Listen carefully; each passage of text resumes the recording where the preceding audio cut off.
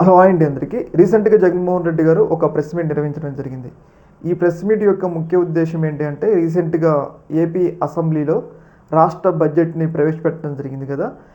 అయితే ఈ బడ్జెట్లో ప్రభుత్వం ఎలాంటి నిధులు కేటాయించింది, ప్రజలకి ఇచ్చిన హామీలు ఏదైతే సూపర్ 6 హామీలు ఉన్నాయి కదా, ఆ హామీలకి అన్నిటికి కూడా నిధులు కేటాయించిందా లేదా అనే విషయాలు మాట్లాడటంతో సహా ప్రభుత్వం మీద కొన్ని విమర్శలు అయితే చేయడం జరిగింది.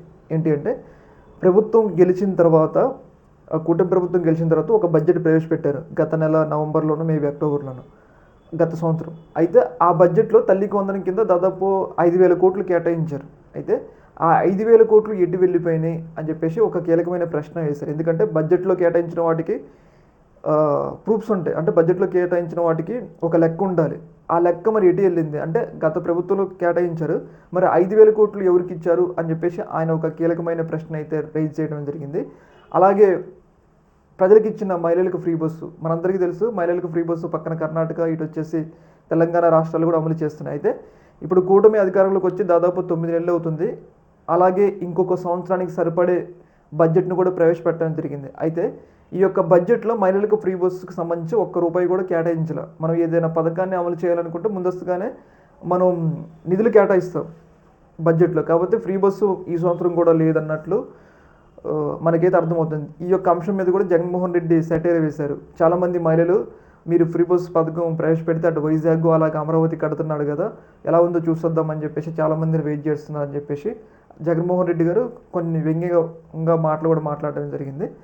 అంటే ఆయన ప్రజలకు ఇచ్చిన హామీలకి నిధులు కేటాయించలేదు కదా, మరి ఎట్లా అమలు చేస్తారన్నట్లుగా ఆయన తన అభిప్రాయాన్ని అయితే చెప్పడం జరిగింది. అలాగే ఇంకా కొన్ని జాబ్స్ విషయంలో నిరుద్యోగులకి నిరుద్యోగ వృత్తి ఇస్తానన్నారు కదా, ఆ నిరుద్యోగ వృత్తి కూడా ఇవ్వలేదు. అలాగే వాళ్ళకి ఇస్తా అన్న జాబులు ఇప్పటివరకు గౌడ్ జాబ్స్కి సంబంధించి అంటే గవర్నమెంట్ జాబుల్లో నోటిఫికేషన్లు ఆశిస్తున్నారు కదా నిరుద్యోగులు, వాటికి కూడా 16,000 డిఎస్సి నోటిఫికేషన్ ఇస్తున్నారు. అది కూడా ఇప్పటివరకు ముందుకెళ్ళలేదు.